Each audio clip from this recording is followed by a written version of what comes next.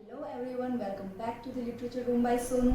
I am Sonu Rathod, and in this room, as you all know, literature will not be boring. We will read it in a very simple, clear, interesting and exam-oriented way. So we are back with our first chapter, Text and Explanation of I Sell My Dreams, written by Gabriel Garcia Marquez. तो आज हम हमारे इस chapter का text पढ़ेंगे with detailed explanation. इस chapter में detail में पढ़ेंगे कि इसके अंदर हो क्या रहा है, क्या इसकी स्टोरी है, हिंदी ट्रांसलेशंस के साथ में और मीनिंग्स के साथ में। तो स्टार्ट करते हैं। First paragraph. One morning at 9 o'clock while we were having breakfast on the terrace of the Havana Rivera Hotel, under a bright sun, a huge wave picked up several cars that were driving down the avenue along the seawall or parked on the pavement and embedded one of them in the side of the hotel. तो जो first line है उसके अंदर हमारा जो writer है Gabriel Garcia Marquez, वो एक होटल की टेरेस पे बैठा हुआ है अपने कुछ फ्रेंड्स के साथ में। वो होटल का नाम है हवाना रिवेरा होटल। हवाना जो है वो क्यूबा की कैपिटल है। तो क्यूबा के अंदर हवाना नाम की जो जगह है वहां पर हमारा writer Gabriel Garcia Marquez terrace के ऊपर बैठ के 9 बजे के आसपास का टाइम है, उस टाइम पे ब्रेकफास्ट कर रहा है। वहां पर सन ब्राइटली शाइन कर रहा है आसमान में, मतलब काफी अच्छा मौसम है। इतनी ही देर में वो क्या नोटिस करता है कि एक ह्यूज वेव, एक बहुत बड़ी सी लहर समंदर से उठती है और बहुत सारी कार्स जो या तो रोड के ऊपर चल रही थी, ड्राइव हो रही थी, मतलब एवेन्यू मीन्स स्ट्रीट या रोड, उस स्ट्रीट के ऊपर या रोड के ऊपर ड्राइविंग चेक कर रही थी वो कार्स, या चल रही थी, या फिर वो कार्स जो कि पार्किंग एरिया के अंदर या फिर फुटपाथ के ऊपर पार्क करी हुई थी। वो सारी की सारी कार्स जो है वो पानी के साथ में, लहर के साथ में ऊपर उठ गई और उनमें से एक कार जो है वो होटल की साइड की जो दीवार है उस दीवार के अंदर एम्बेडेड हो गई। एम्बेडेड का मतलब है उसके अंदर धस जाना, जड़ जाना। वापस से समझते हैं। 9 बजे के आसपास का टाइम था मॉर्निंग का। उस टाइम पे हमारे राइटर हवाना रिवेरा होटल, जो कि क्यूबा की कैपिटल है हवाना, वहां पर हवाना रिवेरा होटल है, उसकी टेरेस पर बैठे हुए थे, ब्रेकफास्ट एंजॉय कर रहे थे। सन काफी ब्राइटली शाइन कर रहा था आसमान में, मतलब काफी अच्छा वेदर था।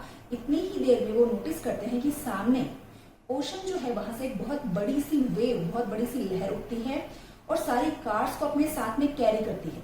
पानी के साथ में वो सारी कार्स जो या तो पेवमेंट के ऊपर मीन्स फुटपाथ के ऊपर पार्क करी हुई थी, मतलब उनके अंदर कोई ड्राइविंग नहीं हो रही थी, या जो चल रही थी, उन सारी की सारी कार्स को अपने साथ में कैरी फॉरवर्ड किया, मतलब उनको अपने साथ में उठा लिया और उनमें से एक कार को होटल की दीवार के अंदर जड़ दिया। मतलब इतना फोर्सफुली वो जो लहर है वो आकर के होटल से टकराई कि उस लहर के साथ में वो जो एक कार थी, वो एक कार भी होटल की दीवार के अंदर धंस गई। It was like an explosion of dynamite that sowed panic on all the 20 floors of the building and turned the great entrance window to dust. इस कार के होटल की दीवार से टकराने की वजह से, या अपन ऐसा कह सकते हैं कि लहर के होटल से टकराने की वजह से इतना बड़ा वहां पर शोर शराबा सुनाई दिया, या इतना बड़ा वहां पर डिस्ट्रक्शन हो गया, ऐसा लगा कि जैसे वहां पर किसी डायनामाइट का एक्सप्लोजन हुआ हो, जैसे वहां पर किसी ने बॉम्ब ब्लास्ट कर दिया हो। इतना बड़ा वहां पर धमाका हुआ जिसकी वजह से चारों तरफ उस बिल्डिंग के अंदर, उस होटल के अंदर जितने भी 20 फ्लोर्स थे, सारे के सारे 20 फ्लोर्स के अंदर पैनिक फैल गया, मतलब डर का माहौल फैल गया, लोग डर गए। और ये लहर टकराने की वजह से, या अपन कह सकते हैं कि ये कार उस होटल की दीवार से टकराने की वजह से उस होटल का जो एंट्रेंस था, जो होटल का गेट था, मेन एंट्री गेट था, वो बिल्कुल चकनाचूर हो गया, बर्बाद कर दिया, वो बिल्कुल डस्ट में बदल गया, मतलब वो काफी डैमेज हो चुका था। The many tourists in the lobby were thrown into the air along with the furniture and some were cut by the hailstorm of glass. बहुत सारे टूरिस्ट जो कि होटल के अंदर लॉबी एरिया में, मतलब रिसेप्शन एरिया या जिसको अपन वेटिंग एरिया बोलते हैं, वहां पर जो बहुत सारे टूरिस्ट बैठे हुए थे, वेट कर रहे थे या फिर रेस्ट कर रहे थे, तो वो सारे के सारे टूरिस्ट जो है उस लहर के पानी के अंदर आने की वजह से हवा में उछल गए फर्नीचर के साथ में। और वो लहर, जब वो वेव जो ग्लास से या कांच से टकराई तो वो कांच टूट गए और वो कांच हवा में इस तरीके से बिखर गए जैसे कि कोई कांच का हेलस्टोन, मतलब कोई ओलावृष्टि हो रही हो, जैसे ओलों की बारिश हो रही हो आसमान से, उसी तरीके से लगा कि ये कांच टूटने के बाद में ये बारिश की तरह नीचे गिर रहे थे। और बहुत सारे टूरिस्ट जो है उनको चोट लग गई थी इन ग्लासेस के पीसेस की वजह से, कांच के टुकड़ों की वजह से वो घायल हो गए थे। The wave must have been immense because it leaped over the wide two-way street between the seawall and the hotel and still had enough force to shatter the window. ये जो वेव उठी थी समंदर से, ओशन से, ये wave इतनी ज्यादा ग्रेट थी, ह्यूज थी, बहुत पावरफुल थी, साइज में भी बहुत बड़ी थी कि टू वे को क्रॉस करने के बावजूद वो टू वे जो होटल और सी वॉल के बीच में था, उस टू वे को क्रॉस करने के बावजूद भी इसके अंदर इतना फोर्स था कि ये बहुत इजीली उस होटल की जो विंडो है या जो एंट्रेंस का गेट है उसको शटर कर पाई, उसको डिस्ट्रॉय कर पाई. Cheerful Cuban volunteers, with the help of the fire department, picked up the debris less than 6 hours and sealed off the gate to the sea and installed another, and everything returned to normal. तो जो हवाना Riviera hotel था जहां पर ये huge wave की वजह से disaster हुआ था, वो क्यूबा का कैपिटल था हवाना. तो क्यूबा के जो वॉलेंटियर्स थे, जो काफी चीयरफुल नेचर के थे, जो काफी हेल्पिंग नेचर के थे, तो वो वॉलेंटियर्स जो है वो इकट्ठा होते हैं और वहां पे फायर डिपार्टमेंट के साथ में मिलकर सारा का सारा जो डेब्रिस मीन्स कचरा, सारा का सारा जो डस्ट वहां पे इकट्ठा हो गया था, सारा जो डैमेज हुआ था, वो जो सारा कचरा था उसको 6 घंटे से कम में वहां से इकट्ठा कर दिया और पैक कर दिया. अब सारी चीजें नॉर्मल हो गई थी और उन लोगों ने क्या किया कि वो जो मेन एंट्रेंस था उस होटल का जो कि डैमेज हो गया था, तो अब उस मेन एंट्रेंस को सील ऑफ कर दिया उन्होंने और एंट्री के लिए एक दूसरा दरवाजा उन्होंने इंस्टॉल कर दिया था. During the morning nobody worried about the car incrusted in the wall, for the people assumed it was one of those that had been parked on the pavement. Morning का टाइम था और ये जब disaster हुआ था तो उसके बाद भी सब कुछ नॉर्मल हो गया, तो किसी का भी ध्यान उस कार के ऊपर नहीं गया जो कि दीवार के अंदर धसी हुई थी, क्योंकि सब लोगों ने यही माना था कि शायद ये कोई कार उनमें से है जो कि पेवमेंट के ऊपर मतलब फुटपाथ के ऊपर पार्क करी हुई थी. तो ऑफ कोर्स इसके अंदर कोई भी नहीं होगा, तो चिंता की कोई बात नहीं है. जब भी यहाँ पर जो फायर डिपार्टमेंट आएगा या फिर जो लोग आएंगे तो वो इसको यहाँ से हटा देंगे और ऑफ कोर्स इसके अंदर कोई डेड बॉडी नहीं होगी. तो सारी चीजें नॉर्मल थी और किसी का भी ध्यान इस कार की तरफ नहीं दिया, क्योंकि सब लोगों ने यही मान रखा था कि ये वही कार होगी जो कि फुटपाथ के ऊपर पार्क करी हुई होगी. But when the crane lifted it out of setting, the body of a woman was found secured behind the steering wheel by a seat belt. लेकिन जब वहां पर क्रेन आई और उस क्रेन ने उस गाड़ी को उस सेटिंग से मतलब उस दीवार के अंदर से निकाला बाहर, तो सारे लोग शॉक हो गए उसके अंदर डेड बॉडी को देख के.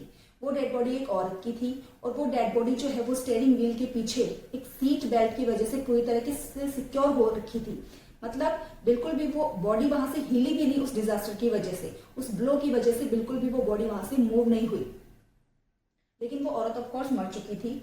The blow had been so brutal that not a single one of her bones was left whole. ये जो ब्लो था, ये जो अटैक था, वो इतना ज्यादा ब्रूटल था, इतना डेंजरस था, इतना डरावना था कि उस औरत के बॉडी के अंदर जितनी भी हड्डियां थी उनमें से एक सिंगल बोन भी उसकी होल नहीं बची, मतलब पहले जैसे नहीं बची. वो उसकी सारी की सारी हड्डियां चूर चूर हो गई थी, टूट गई थी. Her face was destroyed, her boots had been ripped apart, and her clothes were in shreds. उसका जो फेस था वो पूरी तरीके से डिस्ट्रॉय हो चुका था, कुचला जा चुका था.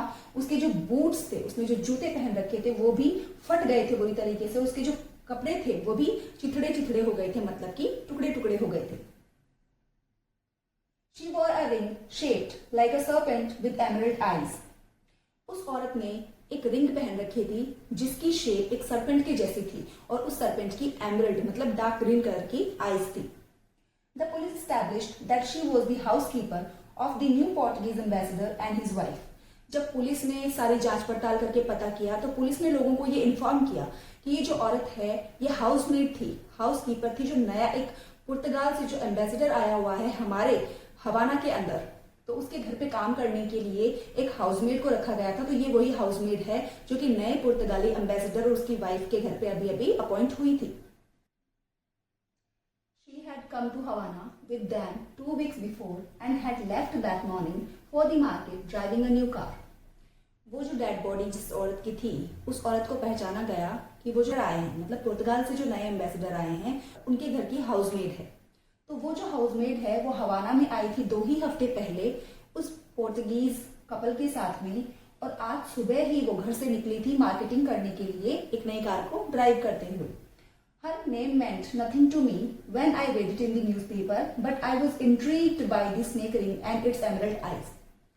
जब इसका नाम हमारे राइटर ने न्यूज़पेपर के अंदर पढ़ा तो इस नाम को सुनकर के इसको ज्यादा दिलचस्पी नहीं हुई, बट ज्यादा इंटरेस्ट, ज्यादा जो फैसिनेशन है हमारे राइटर के अंदर तब आया जब उसने उस औरत के हाथ में भी एक स्नेक या सरपेंट शेप की एक रिंग देखी और उस सरपेंट की भी आईज एमरल्ड थी, क्योंकि ऐसी ही औरत के साथ में उसका पास्ट में एसोसिएशन था।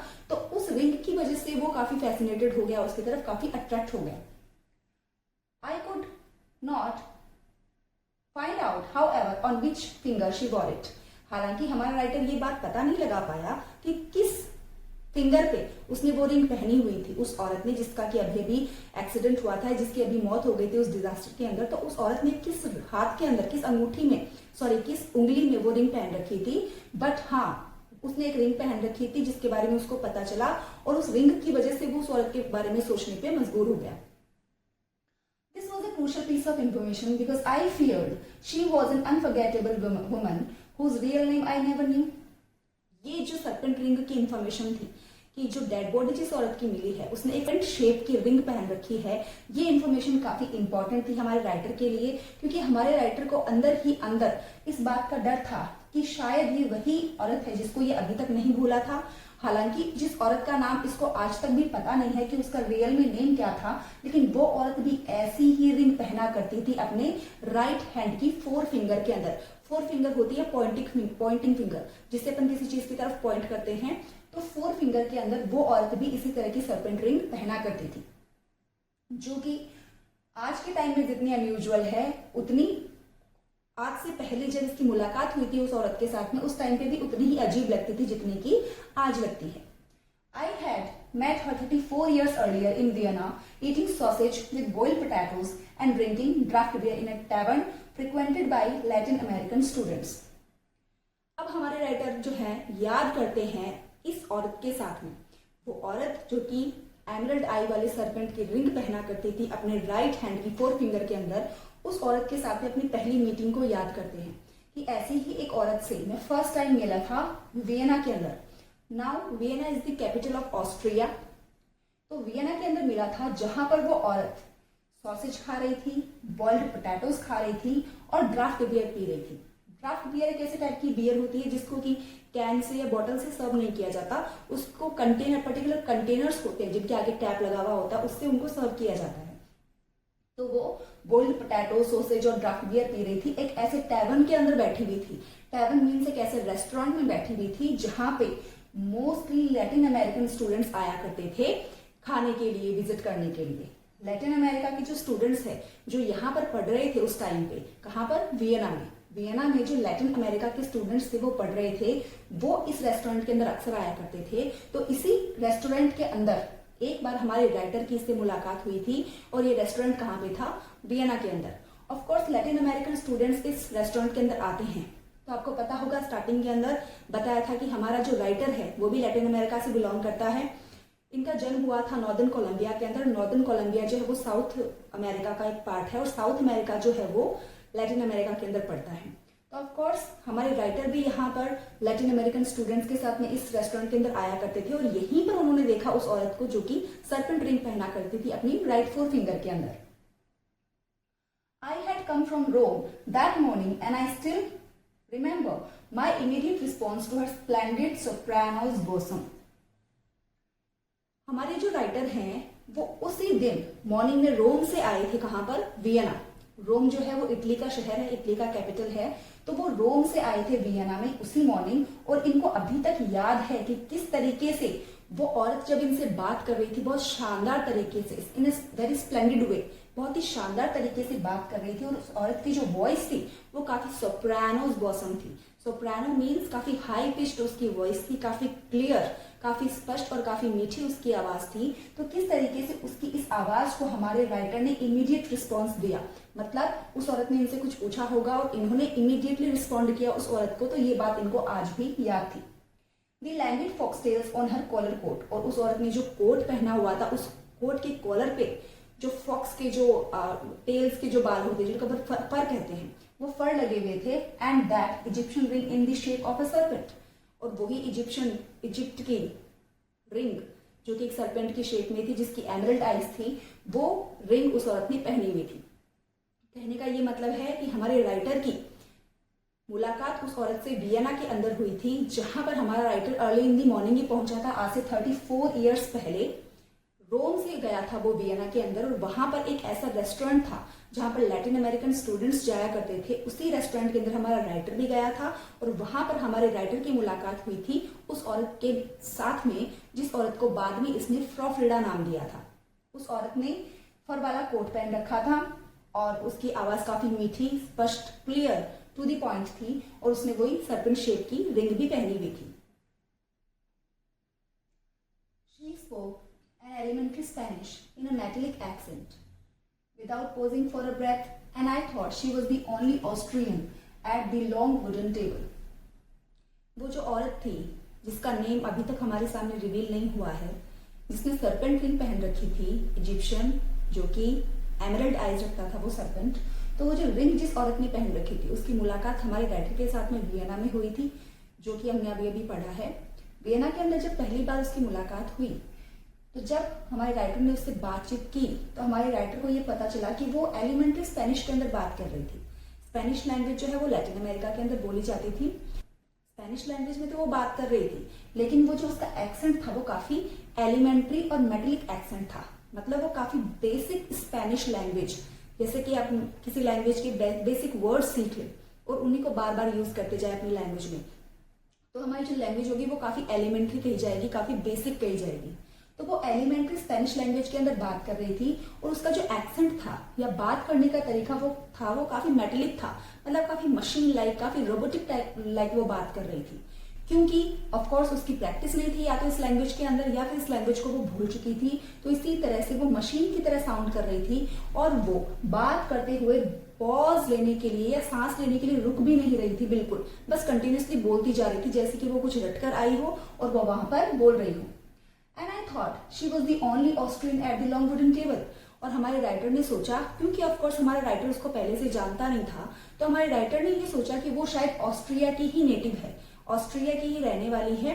तो उस पूरी लॉन्ग वुडन टेबल, मतलब वेस्ट के अंदर क्या कल्चर है कि वहां पर जो भी फूड सर्व किया जाता है स्टूडेंट्स को, वो पूरी लॉन्ग वुडन टेबल के ऊपर किया जाता है। मतलब सब सेपरेट टेबल्स पे नहीं बैठते, सारे स्टूडेंट्स को एक साथ में बिठाया जाता है लॉन्ग वुडन टेबल पे। तो हमारे राइटर ने सोचा कि उस लॉन्ग वुडन टेबल के ऊपर ये जो औरत बैठी है ये अकेली ऑस्ट्रियन है। But no, she had been born in Colombia and had come to Australia between the wars. लेकिन नहीं, ऐसा नहीं था, ये ऑस्ट्रिया की नेटिव नहीं थी, ऑस्ट्रिया की रहने वाली नहीं थी, बल्कि इसका तो जन्म हुआ था कोलंबिया के अंदर। और बहुत बड़े इत्तेफाक की बात है, हमारे राइटर का भी जो जन्म है वो कोलंबिया के अंदर ही हुआ था। तो ये दोनों लैटिन अमेरिका से बिलोंग करते थे, लैटिन अमेरिकन कल्चर से इनका एसोसिएशन था। तो इस औरत का जन्म हुआ था कोलंबिया के अंदर, और ये ऑस्ट्रिया आई थी जब वर्ल्ड वॉर फर्स्ट और वर्ल्ड वॉर 2 चल रहे थे। उनके बीच में ये कभी ऑस्ट्रिया आई थी जब ये छोटी बच्ची से थोड़ी सी बड़ी थी, मतलब बहुत ज्यादा छोटी भी नहीं थी एज में, बहुत ज्यादा बड़ी भी नहीं थी। उस टाइम पे ये ऑस्ट्रिया में आई थी to study music and voice, संगीत सीखने के लिए, म्यूजिक सीखने के लिए ये ऑस्ट्रिया के अंदर आई थी। She was about 30 but did not carry her years well, for she had never been pretty and had begun to age before her time. ये जो औरत थी ये लगभग 30 इयर्स की एज की थी, लेकिन फिर भी वो अपने ईयर्स को अच्छी तरीके से कैरी नहीं कर रही थी, मतलब वो अपना अच्छी तरीके से ध्यान नहीं रख पाती थी, अपनी उम्र से ज्यादा बड़ी दिखती थी वो।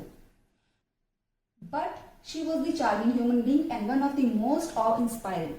लेकिन ऑफ कोर्स दिखने में ज्यादा प्रिटी नहीं थी, लेकिन वो औरत काफी चार्मिंग थी, काफी अट्रैक्टिव थी और बहुत ही ज्यादा ऑ इंस्पायरिंग थी, मतलब एक्स्ट्रा ऑर्डिनरी लेडी थी। Vienna was still an imperial city whose geographical position between the two irreconcilable worlds left behind by the Second World War had turned it into a paradise of black marketeering and international espionage.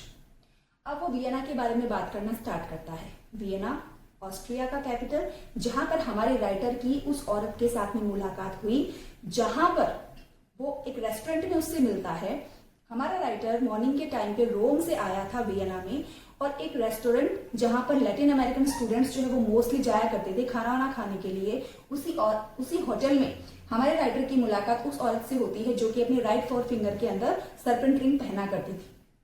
वो औरत वहां पे boiled potatoes, sausage और draft beer ले रही थी। वहां पर हमारे राइटर ने उसके साथ में बातचीत करी, और उस औरत की जो आवाज थी काफी मीठी थी, क्लियर, टू द पॉइंट और काफी स्पष्ट आवाज थी उसकी। और उसने एक फर वाला कोट पहना हुआ था और ऑफकोर्स उसके हाथ में वो रिंग थी।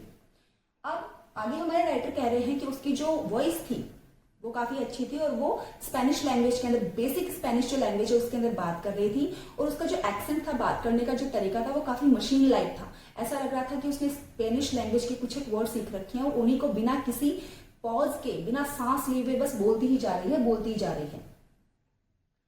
हमारे राइटर ने सोचा कि शायद ये ऑस्ट्रिया की ही नेटिव पर्सन है, ऑस्ट्रिया की ही रहने वाली है, लेकिन ऑफ कोर्स बाद में इनको पता चला कि नहीं, उसका जो बर्थ प्लेस है वो कोलंबिया है। जैसा कि हमारे राइटर का भी बर्थ प्लेस कोलंबिया था और वो यहाँ पर आई थी वॉर्स के बीच में यहाँ पर म्यूजिक और वॉइस सीखने के लिए। वो लगभग 30 इयर्स के आसपास उसकी एज थी, लेकिन वो फिर भी अपनी एज से ज्यादा बड़ी दिखा करती थी क्योंकि वो अपना ध्यान नहीं रख पाती थी। वो ज्यादा दिखने में प्रिटी नहीं थी, सुंदर नहीं थी, लेकिन फिर भी वो काफी चार्मिंग थी, काफी अट्रैक्टिव थी और काफी ऑ इंस्पायरिंग, दैट मीन्स काफी एक्स्ट्रा ऑर्डिनरी पर्सन वो थी।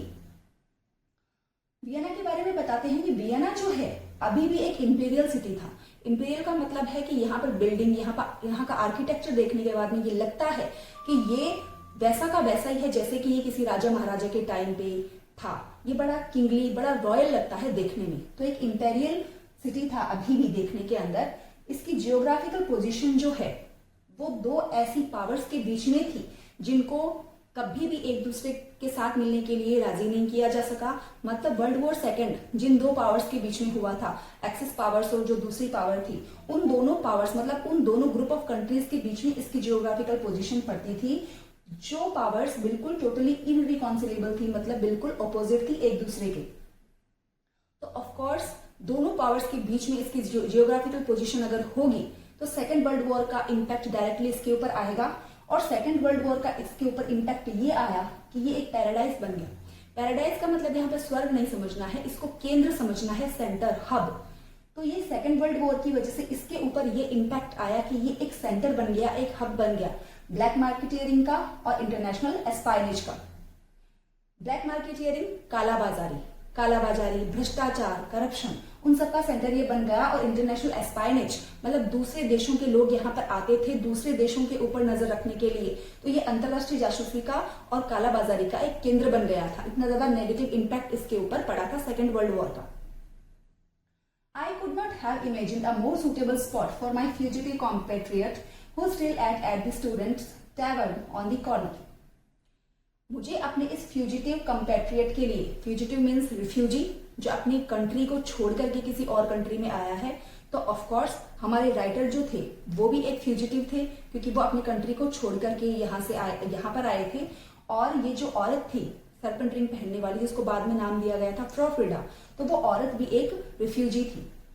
तो राइटर कह रहे हैं कि इस रिफ्यूजी कंपैट्रियट के लिए पैट्रियटिज्म की फीलिंग थी कोलंबिया के लिए हमारे राइटर के मन में। और ऑफ कोर्स ये औरत भी कोलंबिया से बिलोंग करती थी, तो उसके मन में भी पैट्रियटिज्म की फीलिंग थी। तो ये जो दोनों मिलकर के कंपैट्रियट बनते हैं, एक दूसरे के साथी बनते हैं, राष्ट्रवादी बनते हैं। तो ये जो उसका फ्यूजिटिव कंपैट्रियट था, कौन? वो औरत, वो साथी जो कि रिफ्यूजी थी और साथ में कोलंबिया के लिए लॉयल्टी की फीलिंग भी रखती थी क्योंकि ऑफ कोर्स वो उसका नेटिव प्लेस था। वो अभी भी उस रेस्टोरेंट के अंदर खाना खाती थी, उस टेवर्न के अंदर खाना खाती थी, उस कॉर्नर में जो कि स्टूडेंट्स के लिए बनाया गया था। क्यों खाती थी? ये आउट ऑफ एक सेंस ऑफ लॉयल्टी शो करने के लिए कि वो लैटिन अमेरिका जो कि उसका नेटिव प्लेस है उसके लिए लॉयल है, काफी उसके लिए काफी डेडिकेटेड है। अगर उसको वहां पर अपने लोगों से मिलने जुलने का या फिर अपनी कंट्री का खाना खाने का मौका मिलेगा तो वो वहां पर जरूर खाएगी। तो आउट ऑफ लॉयल्टी वो उस टेवर्न में खाना खाती थी। Only out of loyalty to her origins, since she had more than enough money to buy meals for all her table companions. तो जो वो औरत है जो सर्पेंट रिंग पहना करती थी, जिसका नाम हमें अभी तक स्टोरी के अंदर रिवील नहीं हुआ है, औरत जो है उस रेस्टोरेंट के अंदर, उस टैवर्न के अंदर खाना खाया करती थी जहां पर लैटिन अमेरिकन स्टूडेंट्स आया करते थे और खाया करते थे। ऑफ कोर्स उसके पास काफी पैसे थे, इतने पैसे थे कि वो उस टेबल के ऊपर जितने भी लोग बैठे हुए होते थे उन सबके लिए वो खाना खरीद सकती थी, लेकिन फिर भी वो वहां पर उस होटल में खाना खाया करती थी। क्यों?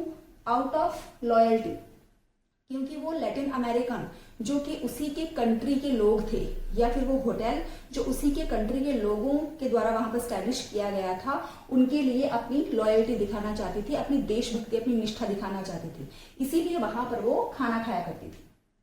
She never told her real name and we always knew her by the Germanic tongue twister that the Latin American students in Vienna invented for her. अब हमारे राइटर के साथ में इस औरत की मुलाकात हो गई है, लेकिन इस औरत ने कभी भी अपना रियल नेम हमारे राइटर को या किसी को भी नहीं बताया।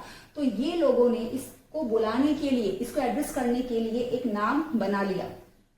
वो था एक जर्मन लैंग्वेज का टंग ट्विस्टर था, जो कि हमारे राइटर ने वहां पर लैटिन अमेरिकन स्टूडेंट्स के साथ में मिलकर इसके लिए इन्वेंट किया था। वो था फ्रॉ फ्रीडा।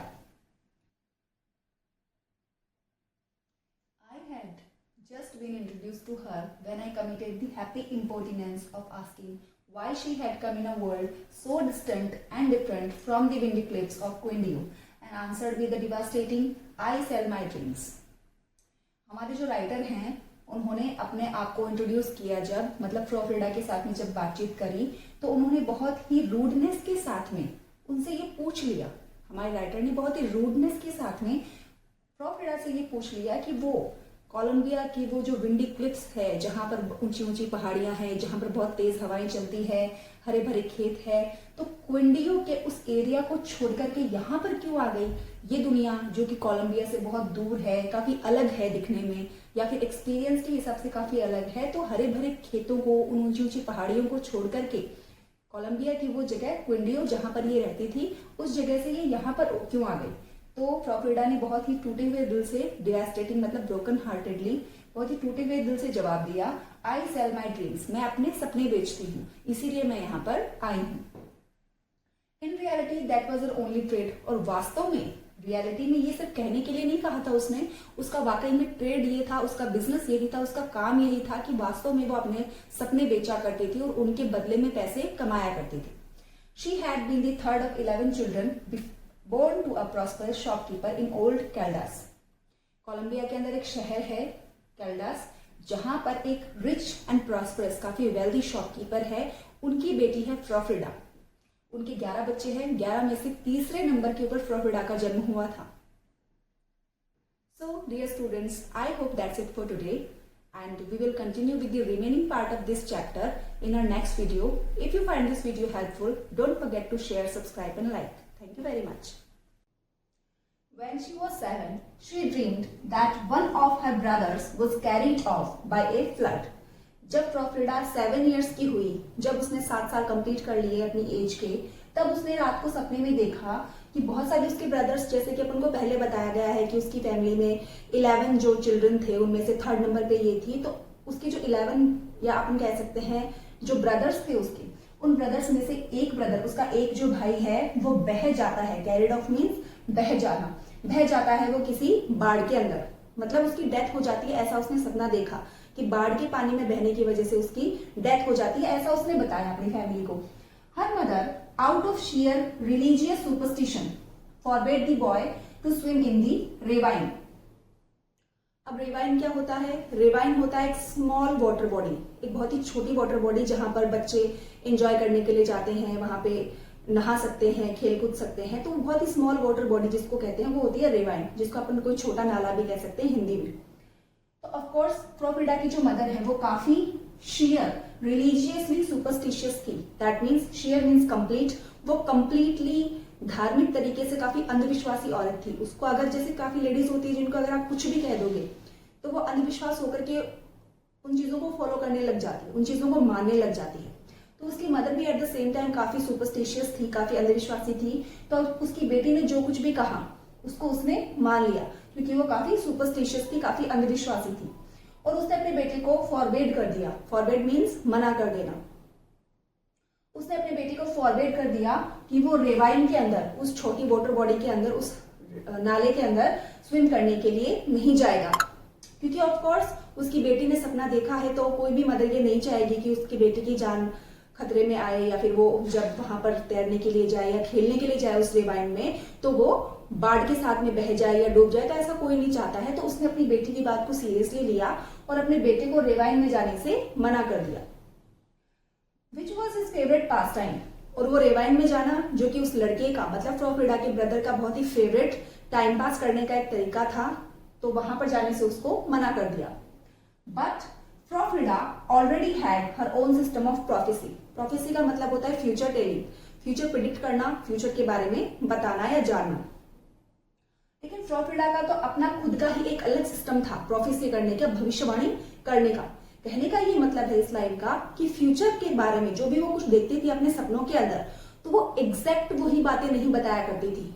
उसका एक प्रोफेसी करने का, फ्यूचर टेलिंग करने का एक अलग ही तरीका था, एक अपना ही अलग सिस्टम था। What that dream means, she said, is that he is going to drown, but that he should not eat sweets.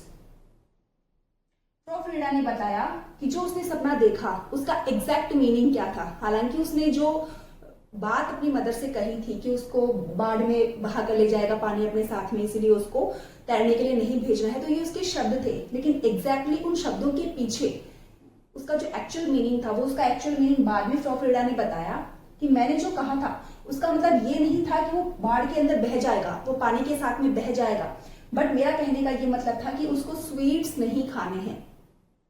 अब स्वीट्स का और फ्लड का क्या लेना देना है? देखिए, इसको इस बात से समझिए कि जैसे अपन पानी में होते हैं और मान लो फ्लड की वजह से या पानी तेज आए तो उसके साथ में अपन बह जाते हैं, तो पानी के अंदर अगर हमारी डेथ होगी तो वो कैसे होगी?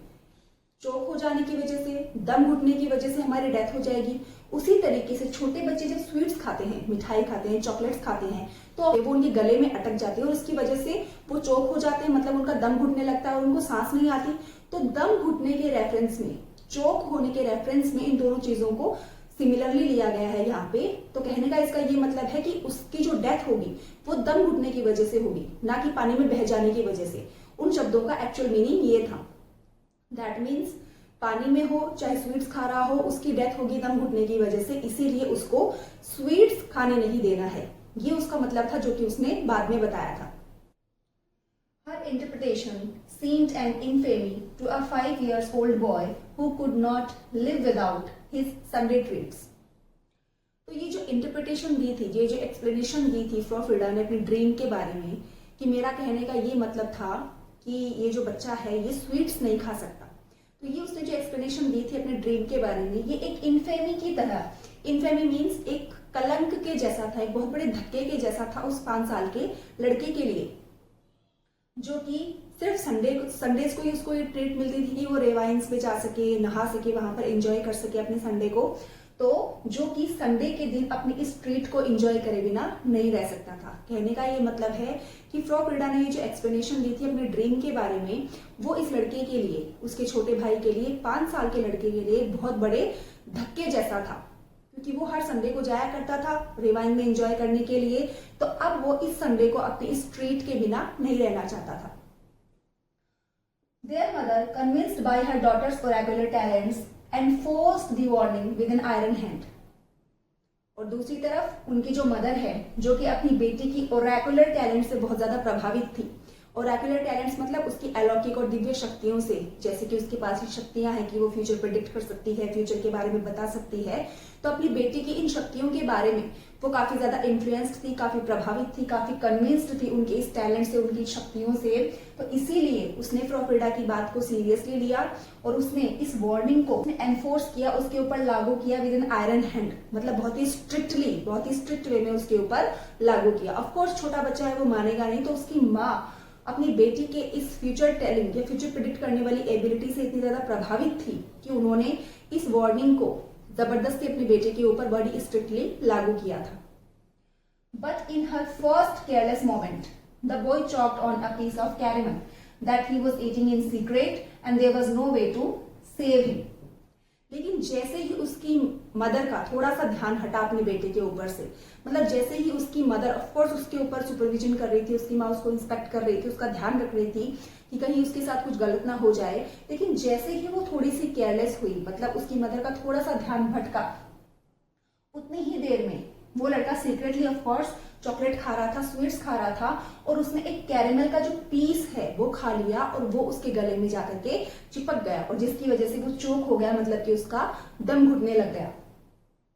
And there was no way to save him, और अब उस बच्चे को बचाने का कोई भी जरिया नहीं था। तो कहने का ये मतलब है कि यहाँ पर फ्रॉफिडा की जो फ्यूचर टेलिंग एबिलिटी है वो बिल्कुल सही साबित होती है। जैसे कि उसने बताया था कि फ्लड के अंदर बह जाएगा, ऐसा उसने सपने में देखा था, लेकिन उसका एक्चुअल मीनिंग बाद में उसने बताया कि उस बच्चे को स्वीट्स नहीं खाना है। मतलब फ्लड में बहने से या स्वीट्स खाने से, दोनों ही तरीके से दम घुटने से डेथ होती है, तो उस बच्चे को स्वीट्स नहीं खाने। तो उसकी मदर ऑफ कोर्स काफी सीरियसली लेती है उसकी इस वार्निंग को और बड़ी ही स्ट्रिक्टली अपनी बेटी के ऊपर लागू करती है, उसको बाहर नहीं जाने देती, घर के ऊपर भी उसका इंस्पेक्शन करती है। लेकिन जैसे ही उसकी मदर थोड़ी सी लेफ्ट राइट होती है, मतलब जैसे ही उनका ध्यान हटता है अपने बेटे के ऊपर से, वो बेटा कैरेमल का एक पीस खा लेता है और जो कि जाकर के उसके गले में चिपक जाता है और उसकी वजह से उसकी सांस रुक जाती है, दम घुट जाता है और फिर उसको बचाने का कोई भी तरीका नहीं मिलता, मतलब उसको कोई भी नहीं बचा पाता। तो इस तरीके से उसका जो ड्रीम है वो बिल्कुल सही साबित होता है। Frida did not think she could earn a living with her talent until life caught her by the throat during the cruel Viennese winters.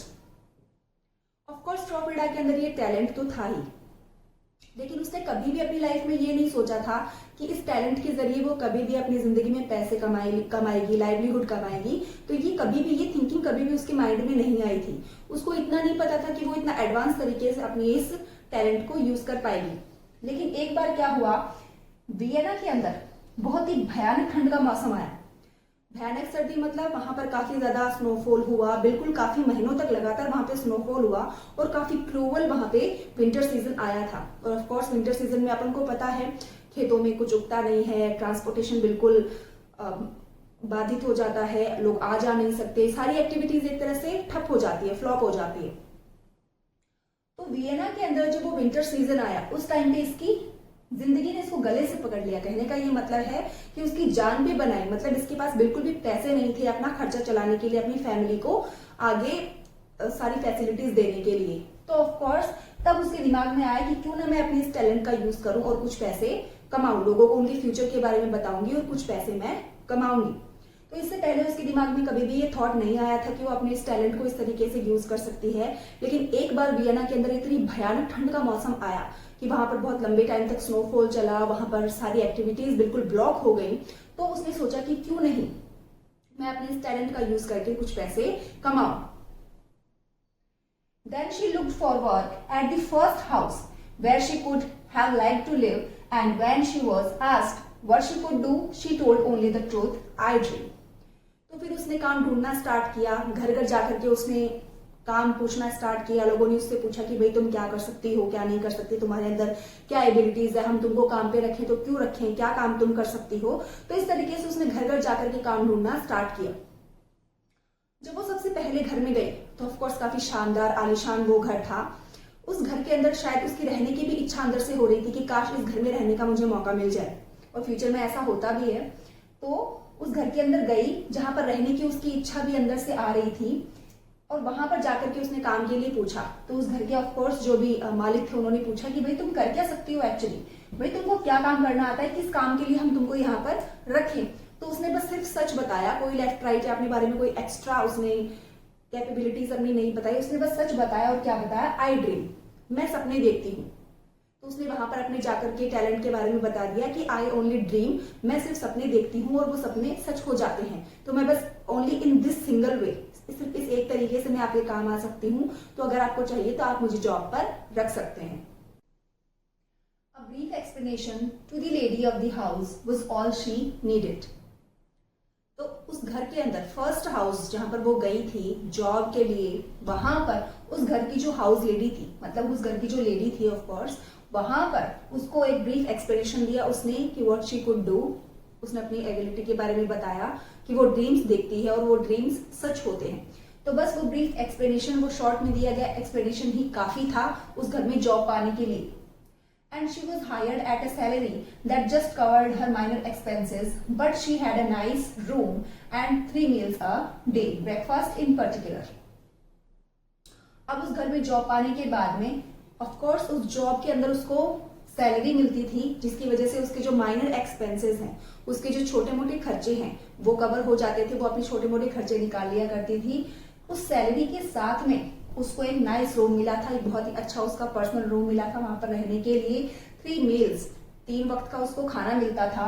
And breakfast in particular when the family sat down to learn the immediate future of each of its members.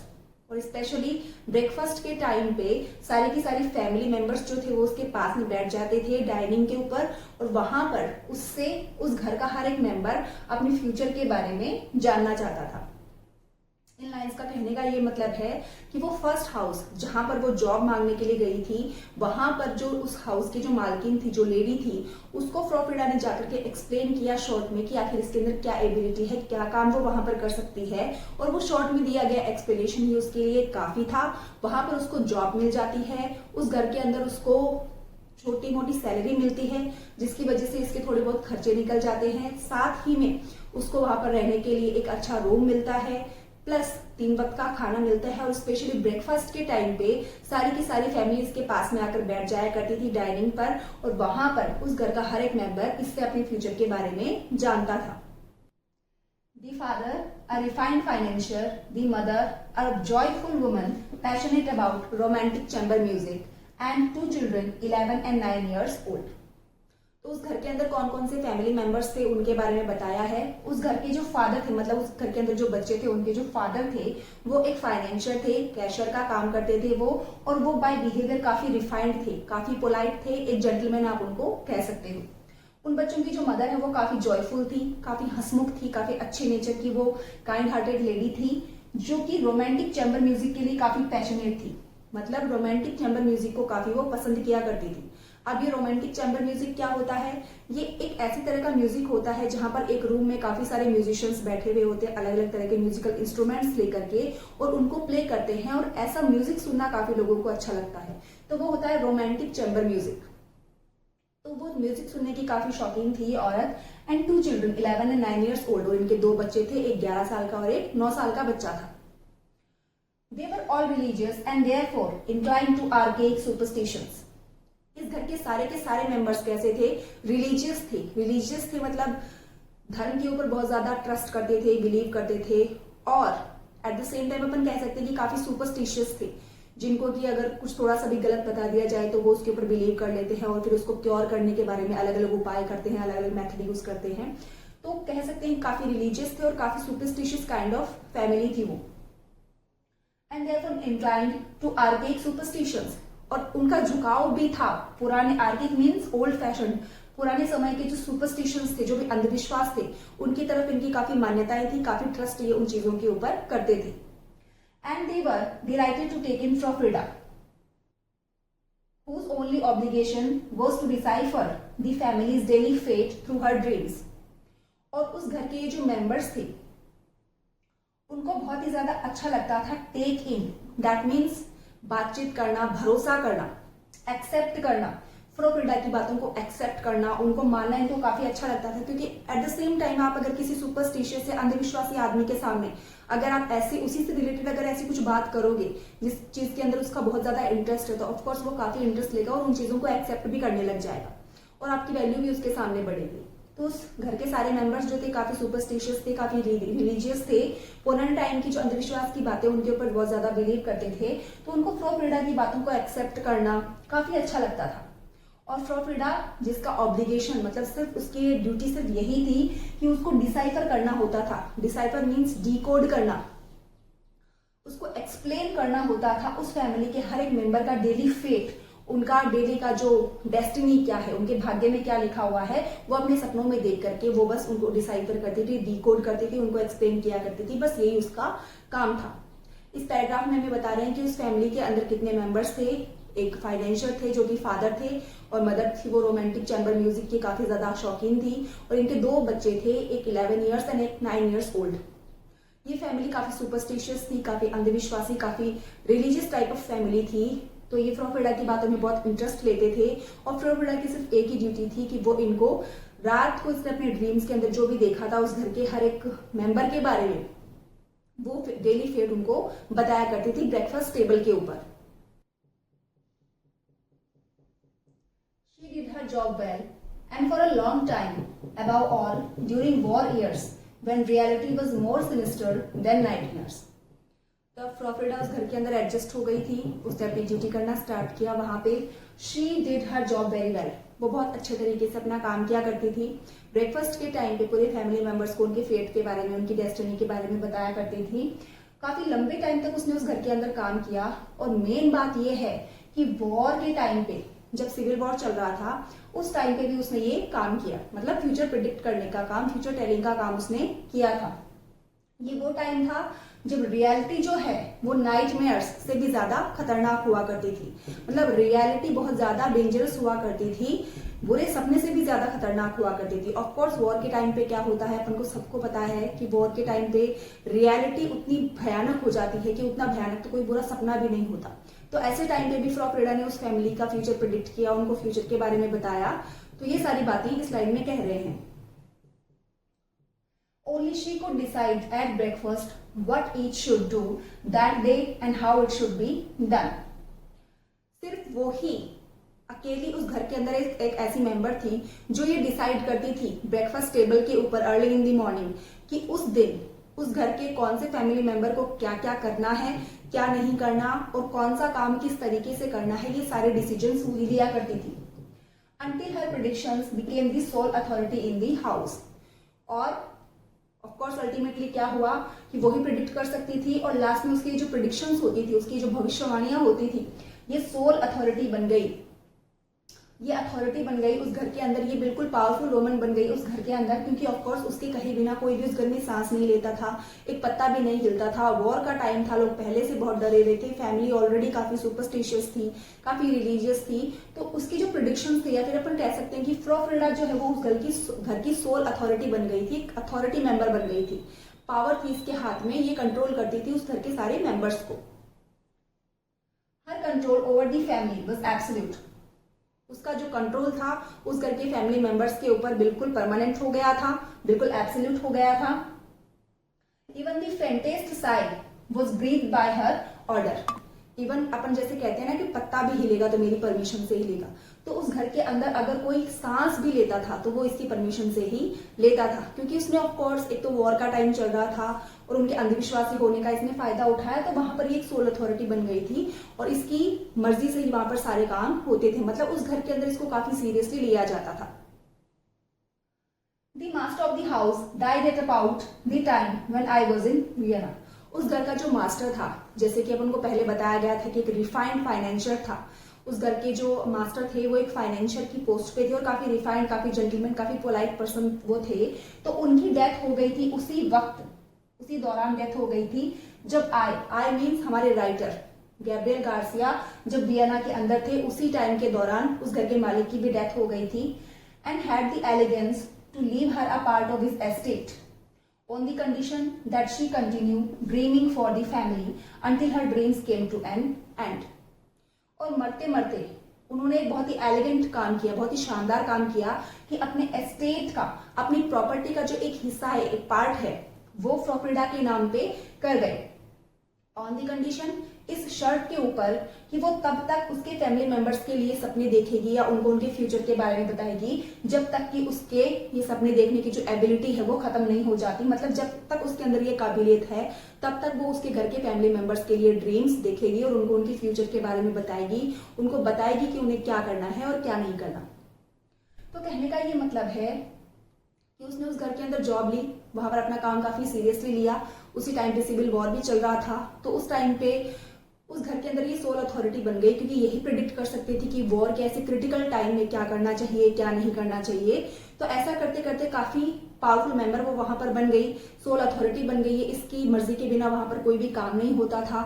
सारे family members उसको काफी seriously लेते थे और ultimately उस घर का जो मेंबर है, जो फादर थे उन बच्चों के, उनकी डेथ हो जाती है एक बार। और डेथ के टाइम पे वो अपने एस्टेट का, काफी वेल्दी पर्सन थी वो, तो अपनी प्रॉपर्टी का कुछ हिस्सा फ्रॉ फ्रीडा के नाम कर जाते हैं इस शर्त के ऊपर कि तुम जब तक तुम्हारे अंदर ये काबिलियत है तब तक तुम मेरे घर को छोड़ के कहीं नहीं जाओगी, मेरे फैमिली मेंबर्स के लिए तुम ड्रीम्स देखोगी और उनको बताओगी क्या करना है और क्या नहीं करना। तो ऑफ कोर्स इसने अर्निंग करना तो शुरू किया था अपनी इस टैलेंट की वजह से, लेकिन अल्टीमेटली इसने एक अच्छा खासा, कहते हैं उसने प्रॉपर्टी भी अचीव कर ली थी, गेन कर ली थी। I stayed in Vienna for more than a month, sharing the straitened circumstances of the other students while I waited for the money that never arrived. अब ये straitened circumstances क्या होते हैं? straitened circumstances का मतलब होते हैं गरीबी से भरे हुए हालात।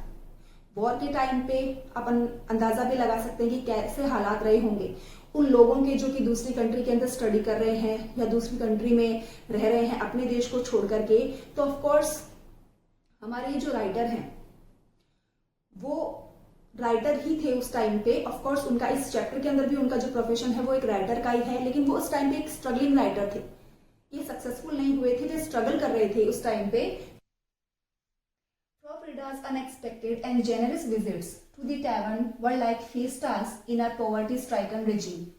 अब राइटर ये बोल रहे हैं कि क्योंकि सिविल वॉर का टाइम था और राइटर के पास में और जो लैटिन अमेरिकन स्टूडेंट्स थे उनके पास में बिल्कुल भी पैसे नहीं होते थे अपना खर्चा चलाने के लिए, तो उनके जो रेजिम था, उनका जो डेली रूटीन था, काफी पॉवर्टी स्ट्राइकन था, काफी गरीबी से, कंगाली से भरा हुआ था। उनके पास इनफ पैसे नहीं होते थे, शॉर्टेज थी उनके पास में पैसों की। तो उस पॉवर्टी स्ट्राइकन रेजिम में उनके इस गरीबी से भरे हुए दिनचर्या के अंदर कभी कभार रेस्टोरेंट के अंदर फ्रो फ्रीडा आ जाया करती थी, और उसका जो विजिट होता था वो इसके लिए काफी ज्यादा फीस्ट के जैसा होता था, मतलब एक दावत के जैसा होता था। क्योंकि ऑफ कोर्स वो आती थी तो इनके बिल्स भी वही पे कर दिया करती थी, इनका खाना वगैरह वो अरेंज कर दिया करती थी, तो उसका वहां पर अराइवल इनके लिए एक दावत के जैसा हो जाया करता था। क्योंकि ऑफ कोर्स सिविल वॉर का टाइम था, इनके पास में उतने पैसे नहीं थे, ये घर से पैसों का वेट करते थे, वो पैसे पहुंच नहीं पाते थे। तो इसी टाइम पे फ्रॉ फ्रीडा का अराइवल उस टैवर्न के अंदर और फिर उसका इनके लिए खाना वगैरह अरेंज करना, तो इनके लिए एक दावत के जैसा हो जाता था। One night, in a beery euphoria, she whispered in my ear with a conviction that permitted no delay. अब एक रात ऐसा ही टाइम था जब टैवर्न के अंदर फ्रॉ फ्रीडा भी थी, हमारे राइटर भी थे और लैटिन अमेरिकन स्टूडेंट्स थे, सबकी पार्टी चल रही थी और वहां पर सबके सब इकट्ठा हो रखे थे। फ्रॉ फ्रीडा ने बियर पी रखी थी और बियर यूफोरिया मतलब बियर के नशे में, वो जो इन अ स्टेट ऑफ अनकॉन्शियसनेस, तो बियर के नशे में उसने राइटर के कानों में जाकर फुसफुसा करके कुछ कहा। अब जो भी कुछ उसने कहा वो इतने कन्विक्शन के साथ में, इतने स्ट्रॉन्ग बिलीफ के साथ में कहा कि हमारा राइटर उस बात को मानने में बिल्कुल भी डिले नहीं कर पाया। मतलब उसको वो चीज इतनी कन्विंसिंग लगी कि उसने हाथों हाथ उसकी बात को एक्सेप्ट किया और उसके ऊपर एक्ट अपॉन करना स्टार्ट कर दिया। क्या कहा उसने? I only come to tell you that I dreamed about you last night, she said. Frau Frieda ने राइटर को आकर के बताया धीरे से बोल के कि मैं यहाँ पर तुमको सिर्फ ये बताने के लिए आई हूं कि मैंने लास्ट नाइट तुम्हारे बारे में एक ड्रीम देखा था। You must leave right away and not come back to Vienna for 5 years. You must leave right away and not come back to Vienna for 5 years. Frau Frieda ने writer से कहा कि तुमको अभी के अभी वियना छोड़कर निकल जाना चाहिए और अगले 5 सालों तक वापस वियना में लौट करके नहीं आना है। तो ये उसने अपने ड्रीम में देखा होगा कि शायद राइटर के साथ में वियना में कुछ बहुत बड़ी दुर्घटना होने वाली है। तो उसने राइटर को बताया कि मैं तुमको यहाँ पर सिर्फ ये बताने के लिए आई हूँ कि मैंने लास्ट नाइट तुम्हारे बारे में एक ड्रीम देखा और तुमको अभी के अभी वियना छोड़कर चले जाना चाहिए और अगले 5 सालों तक तुमको वियना में वापस लौटकर नहीं आना है। Her conviction was so real that I boarded the last train to Rome the same night. अब उसने जो बात बताई थी राइटर को, उसका बात बताने का तरीका इतना रियल था, इतना कन्विंसिंग वे में उसने बताया कि हमारे राइटर ने बिल्कुल भी डिले नहीं किया, बिल्कुल भी वेट नहीं किया और उसी सेम नाइट को उसको रोम जाने वाली जो भी लास्ट ट्रेन मिली वो ट्रेन पकड़ करके वो रोम चला गया। As for me, I was so influenced by what she said that from then on I considered myself a survivor of some catastrophe I never experienced. हमारे राइटर कहते हैं कि जहां तक मेरी बात है तो उस दिन के बाद में मैं अपने आप को एक बहुत बड़ी दुर्घटना से बचा हुआ एक सर्वाइवर मानने लग गया। वो दुर्घटना जो कि मैंने अपनी जिंदगी में कभी भी एक्सपीरियंस नहीं करी, क्योंकि वो उसकी बातों से इतना ज्यादा कन्विंस्ड हो गया था, इतना ज्यादा इन्फ्लुएंस्ड था कि उसने भी मान लिया कि अगर ये वियना में रहता तो इसके साथ में जरूर कुछ बुरा हो जाता। तो ये अपने आप को एक सर्वाइवर मानने लगता है बहुत बड़ी कैटेस्ट्रॉफी का, बहुत बड़ी दुर्घटना का, वो दुर्घटना जो कि इसने कभी भी अपनी लाइफ में एक्सपीरियंस नहीं करी। I still have not return to Vienna. और अब तक भी से मतलब है 34 इयर्स बीत गए हैं इनकी फर्स्ट मीटिंग को, और उसने सिर्फ ऐसा कहा था कि सिर्फ 5 साल तक वियना लौटकर मत आना, लेकिन ये जो राइटर है ये अभी तक 34 इयर्स का टाइम बीत गया है, अब तक वापस लौटकर वियना नहीं गया है। So dear students, we are done for today.